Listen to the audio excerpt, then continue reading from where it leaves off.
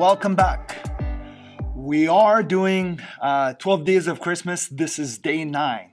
And at the end of each talk, we have a challenge for you. So I encourage you to stick around and hear the challenge. Now, as you know, life consists of many different snapshots that you remember for the rest of your life. Think of something that happened to you when you were young and you still remember to this day. I have one of these stories that I'm constantly reminded of the consequences whenever I look at the reflection of my face in the mirror. I was about 12 years old. It was the summertime and it was getting late. I was hanging out with my friends outside and I didn't realize that I had to be home. I couldn't text to my parents. I had to run and run quickly. So I began to run. Actually, I began to sprint. I ran as quick as I can. All of a sudden, while I was running, I felt if someone hit me with a baseball bat. The first thought that crossed my mind, who hit me? Upon regaining full control of myself, I immediately discovered that there was no one swinging baseball bats at that time of the day. I quickly realized that I ran into the metal rod that was placed across the two structures, serving as a barrier. I broke my nose.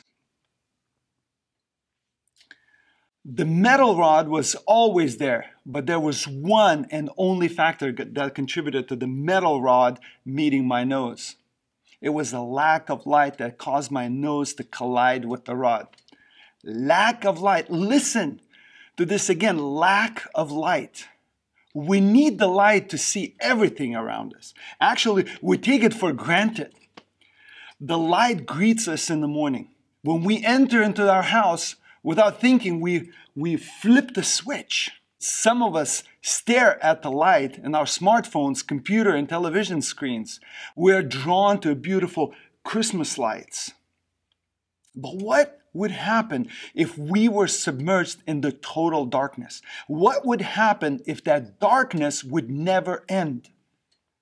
Dr. Carl Sitek, an optometrist and professor of optometry at the Pacific University, shed some light upon this hypothetical scenario.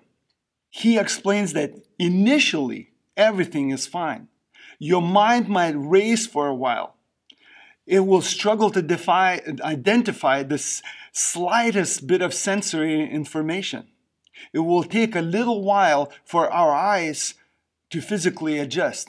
Even though your eyes are fully adjusted, without having a slight bit of light, you will not see. So at this moment, it might seem that you are a little disoriented because you used to see something, but the real fear will start to show itself in a couple of hours or in the matter of a couple of days. See, your body produces a chemical called melatonin, which helps you fall asleep. Your body determines when you release melatonin based on light.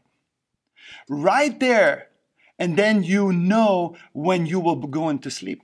Without light, your brain does not know when to release that sweet melatonin. So sitting in the dark will eventually have you sleep deprived. You'll be sitting there staring in the absolute darkness, wishing you could fall asleep, but you can't. The light plays such a vital role in this process. So when people gather around Jesus, he said to them in the plain language, I am the light of the world. Whoever follows me will never walk in darkness, but will have the light of life. And we find this verse in John chapter 8, verse 12. Even then, when Jesus passed the message, people still missed the true identity, his true identity. They still missed the fact that the light was among them at that very moment. Prophet Jeremiah, many years prior to that, wrote, "Hear this, O foolish and senseless people who have eyes but do not see." It is so easy to lose sight of the light. It is so easy to lose sight of something that it should be so pivotal in our lives. As we navigate through our lives, The year 2020 really threw a curveball at all of us.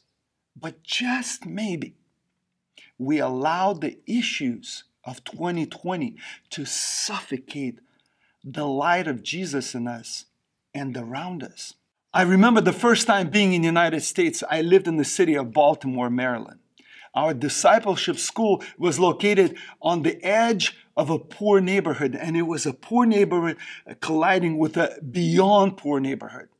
Being away from something that is so familiar to me and seeing so much violence, actually, I didn't see violence, but I could hear it. Every 4 minutes, literally every 4 minutes, there was either helicopters circling nearby or police cars speeding by with the sirens on or ambulances going by. The environment of the inner city Baltimore started suffocating the light in me. I became sad and in some days depressed. Maybe some of you are going through a familiar experience right now where you don't see the light of Jesus anymore. Maybe extreme sadness is creeping into your life. Everyone can be infected with this. Israel, who knew the Messiah was about to come, failed to see him. They knew that Messiah was on his way. They knew the signs, but they still failed to recognize him. Now, there are several common denominators that lurk to block God's light. It is our issues, our problems, pain, and definitely our opinions. Let's look at Israel. How did they miss the Messiah? Now, you have to understand the position that Israel was in. They were occupied by Rome. They had been taxed heavily. Romans had to maintain the military power in the region. So many people were living below poverty levels. Greeks ruled over Israel prior to Romans gaining control over the land. Naturally, people were sick and tired of this kind of life. And instead of turning their focus and their faith to God, they began to take matters into their own hands. Suffering intensifies that even more. Rulers like Pilate show cruelty and tendency to use very strong measures in order to control the revolts.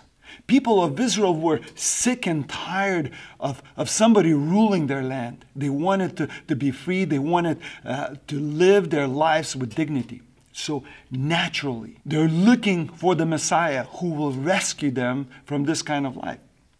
They're expecting Messiah to come with power, to take the throne and get the Romans out of their land and live rich and fulfilled lives. This is why the multitude rolled the carpet to Jesus on the Palm Sunday. They wanted a king, the president, who will solve their issues and make them great again, or who will unify them for the greater cause to be a great nation. But prophet Isaiah, who lived 800 years prior to Jesus' arrival, paints completely different picture of the coming of the Messiah. So Isaiah speaks in the chapter 9, verses 2, the people walking in darkness have seen a great light. And those living in the land of deep darkness, a light has dawned.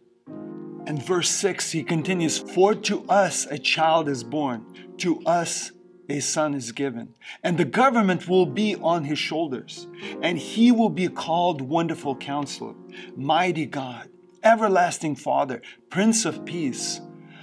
Of the greatness of his government and peace there will be no end. He will reign on David's throne and over his kingdom, establishing and upholding it with justice and righteousness from that time and on forever.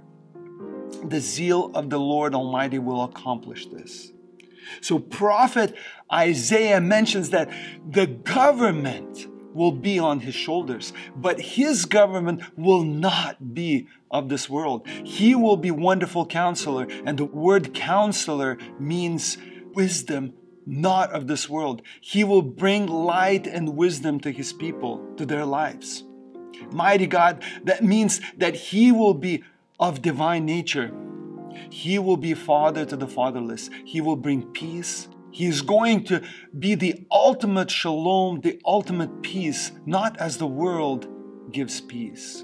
He will reign on David's throne, but not the way they imagined that he will reign. So you wonder, what happened in Baltimore? I went to seek wisdom. Dave was the director of the program. I shared to the best of my ability, because you have to understand that I've been in the United States at that time for about 4 months, so I did not speak a really good English. So I shared. He listened. He gave me advice.